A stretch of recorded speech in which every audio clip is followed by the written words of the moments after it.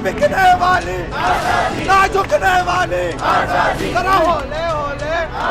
मैं इस चीज़ के बिल्कुल बरखिलाफ़ हूँ कि तालिब इल्म और तलबा यूनियन को किसी भी सियासी जमात का आलाकार बनना चाहिए। स्टूडेंट्स अपना पूरा हक रखते हैं कि वो अपनी राय सामने पेश करें। मुझे नहीं लगता तलबा यूनियन होनी चाहिए। अच्छा इक़दाम है सिंध गवर्नमेंट की तरफ से। तलबा यूनियन को सियासत की नर्सरी करार दिया जाता है। 38 साल बाद सूबा सिंध में तलबा यूनियन बहाल कर दी गई है। सिंध असम्बली से मुत्तफ़िक़ा तौर पर मंजूर करदा तलबा यूनियन कानून के मुताबिक तालीमी इदारों में हर साल तलबा यूनियन के इंतखाबात का इनेकाद करवाया जाएगा। इस वक्त हम मौजूद हैं सूबा सिंध की सबसे बड़ी दरसगाह जामिया कराची में। तो आइए तलबा असातिज़ा से जानते हैं कि तलबा यूनियन की बहाली को वो किस अंदाज से देखते हैं।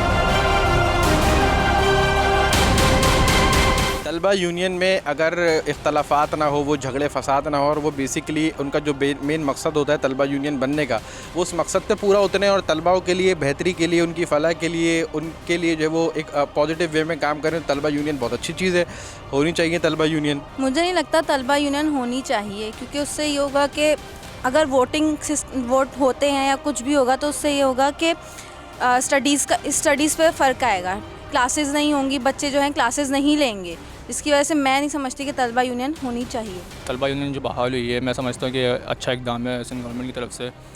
इससे जो है ना बहुत सारे मसले हैं यूनिवर्सिटीज़ के ना जो तलबा तंजीमें सॉल्व कर सकती हैं।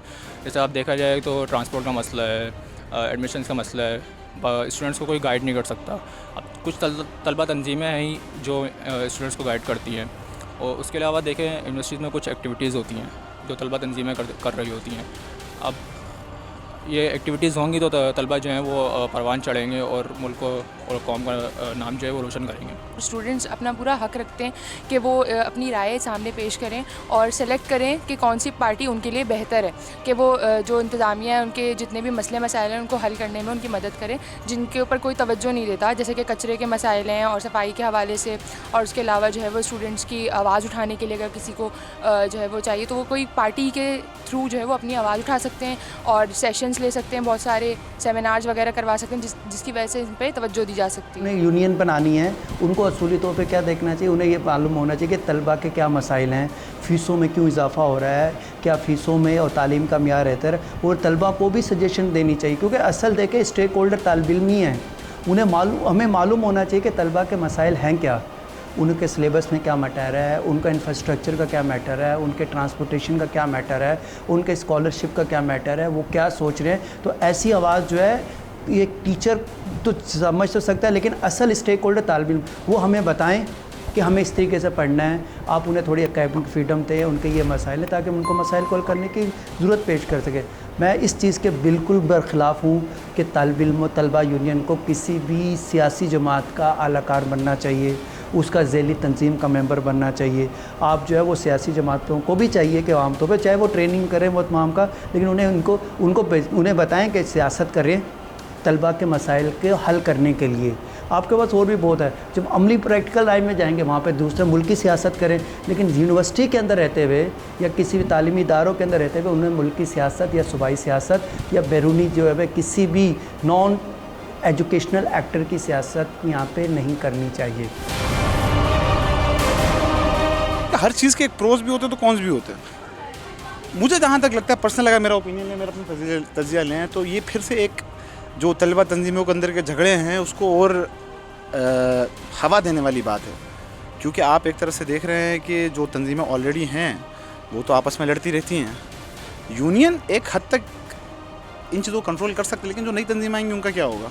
टाइम्स ऑफ कराची से जुड़े रहने के लिए हमारा चैनल सब्सक्राइब करें, हमारी वीडियोस को सबसे पहले देखने और बाखबर रहने के लिए बेल आइकन पर क्लिक करना ना भूलें।